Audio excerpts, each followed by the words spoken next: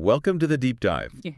Because right now, an elite team of tech billionaires is basically tearing down a multi-billion-dollar AI company from the inside out. Yeah, just to survive the current frontier race. Right. And at the exact same time, you've got a guy in the suburbs with zero medical training, by the way, who just used off-the-shelf AI subscriptions to engineer a custom cancer vaccine for his rescue dog. Which, honestly, perfectly captures the absolute whiplash of the current technology landscape today. Totally. I mean, we are watching the foundation of these massive industries being ripped down and rebuilt, while at the same time, the barrier to entry for literal rocket science level biology is, well, it's collapsing into something you can access from your living room. It's wild. Our mission today is to extract the actionable signals from the noise of this whole current AI landscape. Because there is a lot of noise. So much noise. We've gathered a wealth of current intelligence, and we're going to look closely at how AI is being built at the macro level and how individuals like you listening right now are wielding it at the micro level. Okay, let's unpack this, starting with the macro stuff. Yeah. Because there is a massive, highly public shakeup happening right now at Elon Musk's xAI. Yeah, it's a fundamental restructuring that is almost unprecedented for a company operating at this scale. Right. I mean, 3 years ago, Musk assembled 11 co-founders to take on the industry giants, right? But the intelligence we have today shows that 9 of those 11 original co-founders are gone. 9 out of 11. Yeah. The only original co-founders remaining with Musk are Manuel Kreuss and Ross Nordin. For a multi-billion-dollar startup that is, staring down an impending massive IPO, bleeding that much foundational leadership is just wild. It really is. The latest departures include Ziheng Dai and Guodong Zhang. And Zhang's exit is the crucial signal here, I think. Definitely. It's because he led Grok code. And Musk himself actually posted that xAI was, quote, not built right. And he reportedly blamed Zhang for Grok falling behind the industry standard in coding capabilities. What's fascinating here is, you really have to understand why coding is the hill that these companies will literally die on. Right, it's not just making websites anymore. Exactly. Coding capability is no longer just about generating, a Python script. It has become the ultimate proxy benchmark for frontier AI models. Because of the reasoning involved. Yes. If an AI can understand, debug, and write complex code, it demonstrates a really high level of underlying multi-step logical reasoning. So if your model can't code well, it fundamentally just can't reason well. Precisely. If that reasoning engine is flawed, the model falls behind in everything else: math, logic, complex problem solving. Right. You cannot claim to have a frontier model if it's lagging in code. So to fix this, xAI isn't just, tweaking algorithms. They are rebuilding from the foundations up. And aggressively rating top talent to do it. Oh, absolutely. They recently brought on senior leaders from Cursor, specifically Andrew Milich and Jason Ginsberg. Which makes sense because Cursor is essentially the gold standard right now for AI-assisted coding environments. Right. You'd want the people who built the best coding interface to fix your underlying coding deficit. But doing this while tearing down your core company structure. I mean, earlier we thought of this as trying to swap out the engine of a race car while you're currently driving it at 200 miles per hour. Yeah, it's a great analogy. But based on how these models actually work, it's less like swapping a car engine and more like trying to rewrite the foundational grammar of a language while people are currently using it to speak. That's a much better way to put it, because it clearly illustrates the brutal reality of the frontier model race. Like in traditional software, if your foundation is slightly off, you can patch it. Right, just push an update? Exactly. Issue a version update, write some new logic loops, and move on. But with large language models, the underlying architecture, the way the neural network is fundamentally wired during its initial training run, that dictates the absolute ceiling of what the model can learn. Because it's a web of probabilities. Yeah. It's not a list of hard-coded rules. Exactly that. If the base architecture of an LLM is flawed, everything trained on top of it inherits that flaw. Wow. Yeah, you suffer from catastrophic forgetting if you try to forcefully inject new logic later. If the foundation isn't perfect, you cannot just patch your way to the frontier. You literally have to tear down the multi-billion-dollar training run and start over with new weights and a new architecture. So Musk is making a calculated, albeit highly disruptive, bet here. Yes, betting that a delayed, perfect architecture is better than a rushed, flawed one. It is a massive macro-level gamble happening at the absolute peak of corporate scale. But while Musk is tearing down a massive company to build a better AI, I want to pivot to the micro level. Let's do it. Because at the exact same time, we have an individual who is chaining different AI models together to rebuild his dog's health. This is one of the most remarkable practical applications of personal AI we've seen to date, honestly. It really is. It completely shifts the narrative from what AI might do in the future to what an individual is doing right now. Right, so we were talking about Paul Conningham, who is an AI consultant based in Sydney. In 2024, his rescue dog, Rosie, was diagnosed with mast cell cancer. Which is devastating. Yeah, and despite undergoing standard chemotherapy and surgery, the prognosis was terrible. Rosie was given just months to live. Yeah. Traditionally, at that point, you rely entirely on the existing veterinary protocols, and if those fail, there's just nothing left to do. But Cunningham utilized the off-the-shelf tools that, frankly, anyone listening to this deep dive has access to. He decided to orchestrate a custom mRNA cancer vaccine himself. Let's walk through the actual mechanism of how he did this, because the workflow sounds like pure science fiction. First, he used ChatGPT to map out the dense, complex medical research surrounding mast cell cancer and mRNA therapies. Right, acting as a high-level biological translator. Yeah. Because medical literature is dense with jargon and complex chemical pathways. He used the AI to navigate graduate-level scientific literature, identifying exactly which pathways a vaccine would need to target. And he did this without needing a formal background in molecular biology. And then he needed Rosie's specific data. So he paid $3,000 for a genomic sequencing of Rosie's tumor. Wow. That physical biopsy generated 350 gigabytes of raw biological data. That's incredible. Wait, how does a guy in his living room process 350 gigabytes of raw biology?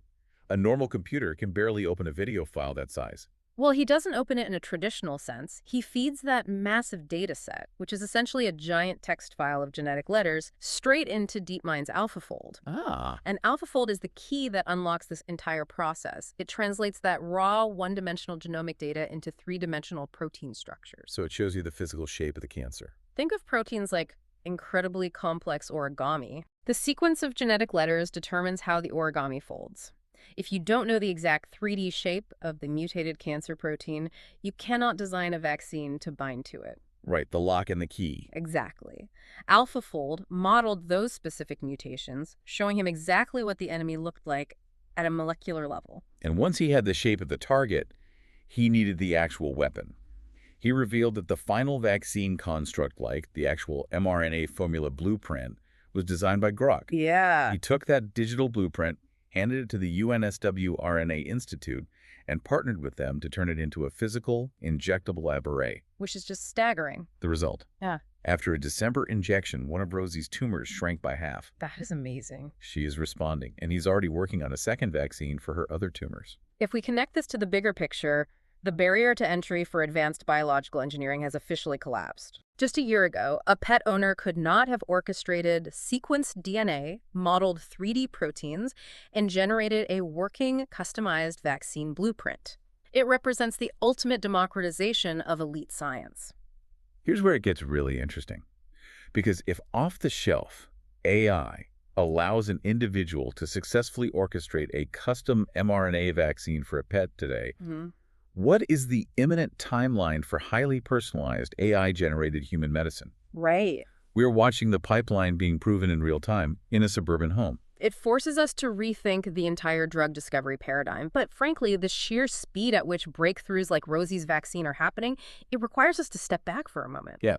Let's actually slow down the pace for a second, because the broader landscape of the AI ecosystem is shifting so rapidly that it really demands a measured look. Let's do exactly that. Let's take a breath and look at everything else happening in AI today. Okay. Because when you zoom out, the sheer volume of movement is wild. Yeah. Let's start with the access we are all getting. Anthropic is rolling out a significant update to how users interact with Claude. Right. For a 2-week window, they are automatically doubling usage limits across their free, Pro, Max, and Team plans. The only caveat is that this doubled capacity applies outside of peak hours, specifically weekdays between 5 a.m. and 11 a.m. Pacific time. Okay, that makes sense. And it is applied automatically to your account. Alongside that, Anthropic has made their massive 1 million token context window generally available for Claude Opus 4.6 and Sonnet 4.6, and they're doing this without increasing the price. Yeah, which is huge. But what does a 1 million token context window actually mean for the listener? Like, how does the AI remember all of that? Well, think of a context window as the AI's active short-term memory, its desk space. Okay. A few years ago, the desk was the size of a sticky note. You could ask it a question, and it would answer. Today, a 1 million token window means the desk is the size of a football field. What? You can upload massive media files, dozens of entire code bases, or years of dense financial reports all at once. The AI can analyze all of that simultaneously, drawing connections between page 3 and page 3000 without losing the thread. But giving away that massive desk space, that computing power for free, or at least without a price hike, isn't actually free to produce. Definitely not. Which brings us to the terrifying reality happening over at Meta. Meta is reportedly planning massive layoffs, potentially cutting up to 20% of its workforce. Yeah. That equates to nearly 79,000 employees. And the driving force behind this massive human restructuring is entirely tied to AI infrastructure. Meta is looking to offset a staggering $600 billion in planned AI infrastructure spending. $600 billion. Yeah. When we talk about AI, we usually think of software floating in the cloud, but that number illustrates the heavy, physical reality of this technology. Exactly. The physical hardware required to train the next generation of models is immensely capital intensive. You are buying hundreds of thousands of specialized GPUs. Right. You are building massive data centers. You are securing independent power grids and advanced cooling systems just to keep the machines from melting. Which is insane. It requires a level of investment that is forcing even the most profitable tech giants to fundamentally gut their human workforce just to stay in the arms race. Speaking of the physical hardware bottlenecks, Elon Musk isn't just focused on software with xAI. He just revealed that Tesla's Terafab semiconductor manufacturing facility launches in a week. Oh, wow. The goal there is to create custom silicon chips to power Tesla's entire tech ecosystem. It's a move toward total vertical integration. Because if you rely on external suppliers for your AI chips, like NVIDIA, you are vulnerable to supply chain bottlenecks and massive price premiums. Right. By building their own silicon, Tesla is trying to control the entire stack, from the physical chip in the server to the software running on the car.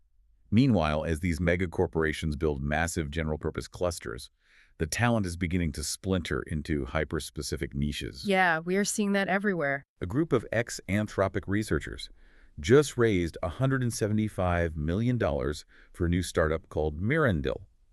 They are stepping away from general-purpose chatbots entirely to build specialized AI specifically for scientific research and development in biology and material science. Which perfectly aligns with the trend we saw with Paul Cunningham and Rosie the dog. Exactly. General models are incredible, but the frontier of physical science requires domain-specific models trained exclusively on molecular structures and physics. But the collision between this new technology and traditional industries is still incredibly messy. Like ByteDance, the parent company of TikTok, was set to do a global launch of Seedance 2.0, their viral video AI generator. Oh, great. Yeah. But that launch is currently suspended following major copyright backlash from Hollywood studios. The friction here is purely commercial and legal. The technology to generate high-quality video is fully ready and operational, but the legacy frameworks surrounding the ownership of the training data are causing massive roadblocks for deployment. Let's bring all of this macro-level chaos back down to earth with one last piece of news that I absolutely love. Okay. A man in Florida just used a standard ChatGPT subscription to completely handle selling his home. No way. Yeah. The AI managed the comparative pricing strategy, wrote all the marketing copy, handled the viewing schedules, and drafted the closing contracts. He closed the sale in 5 days and saved himself 3% in real estate agent fees. The contrast there is phenomenal. Think about the juxtaposition. You have a guy in Florida using a basic AI subscription to save a few $1,000s on a house sale, making his life slightly easier. Yeah. And on the exact same day, Meta is reorganizing tens of thousands of lives to spend $600 billion on the infrastructure that makes that transaction possible. It's crazy. It really shows how AI is simultaneously becoming this mundane, everyday household utility and a macroeconomic black hole that is consuming all the capital on Earth.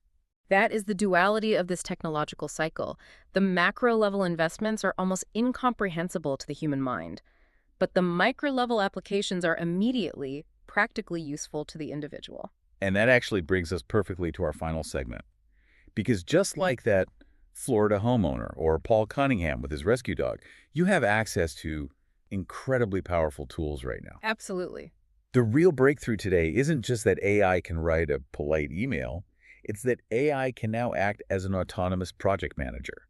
So let's look at what is trending today to boost your personal productivity. First on the list representing that shift toward action is Runner. This is a tool designed to help you build, optimize, and scale an AI-native store. Okay. It doesn't just give you advice, it acts as an automated operations manager for e-commerce, handling the back-end logic and inventory updates so you can focus entirely on the product itself. Sticking with media generation, Cardboard is trending heavily. It is an agentic video editor. Now, the word agentic is key here. Yeah, very important distinction. It doesn't just automate a repetitive task. You give it your raw, unedited footage, and the AI agents actually review the material, make creative decisions to identify the best takes, and assemble a final cut in minutes. Now, It's like having a rough cut editor making choices alongside you. moving to data synthesis, there is DEX. If you are drowning in complex spreadsheets or massive databases, DEX allows you to instantly ask your data anything using plain, natural language. So no coding needed. Exactly. Yeah. It queries the data and gives you synthesized answers and visual insights in seconds. No complex SQL coding required. That's incredibly useful. For those focused on deep learning, soccer is fascinating. Think of it as an AI tutor that helps you master any topic or prepare for exams. Right. But instead of just answering questions, it actively tests your knowledge and helps you build a personalized, interconnected library of your own notes. On the heavier computing side, we have to talk about what NVIDIA just released, Nematron 3 Super. This is a massive 120 billion parameter reasoning AI that also features a 1 million token context window. Let's break down that parameter number real quick. We hear billions of parameters thrown around constantly. What does 120 billion actually give you? Well, think of parameters as the number of neural connections in the AI's brain. At 120 billion, the model isn't just recognizing basic text patterns. It's capable of holding multiple, contradictory, logical steps in its memory simultaneously before arriving at a final conclusion. That's intense. Yeah, it is designed for highly complex, multi-step logical reasoning tasks that require massive amounts of background context to solve. We also have to mention Claude again. Mhm. Beyond the massive usage limit upgrades we unpacked earlier, the interface itself has been updated. Claude can now dynamically create charts and diagrams directly within the chat window. Oh, that's great. Yeah, you dump raw text or numbers in, and it instantly renders visual insights without you needing to open Excel. And finally, there is Tata, powered by Hume. This is a text-to-speech AI with a very specific, crucial focus. It precisely syncs the text input with the audio output to ensure there is zero hallucinated speech. So it only says what you type. Exactly. It reads exactly what is written, with incredibly high emotional resonance, without adding filler words or skipping complex phrasing. It is wild to think about the sheer utility sitting right at our fingertips, ready to be deployed. This raises an important question, though. Today, we've looked at everything from the teardown of corporate giants trying to perfect their base architecture to localized medical miracles relying on complex protein folding. Yeah. But it is all driven by the exact same underlying technological shift. The tools themselves are agnostic. It is entirely the application that dictates the impact. And it leaves me with one final thought for you to chew on. Today, we've seen AI used to react to things. We saw it react to a sudden, devastating cancer diagnosis, and we saw it react to the complexities of a localized housing market. Right. But as these context windows hit 1 million tokens, and as models like Nematron gain advanced multi-step reasoning capabilities, what happens to society when AI stops just reacting to our problems and starts predicting and solving them before we even know they exist? That is the true frontier we are rapidly approaching. If you enjoyed today's deep dive, be sure to follow the show so you don't miss our next exploration. And please, share this with a friend or colleague who is curious about where the future is heading. Thanks for joining us.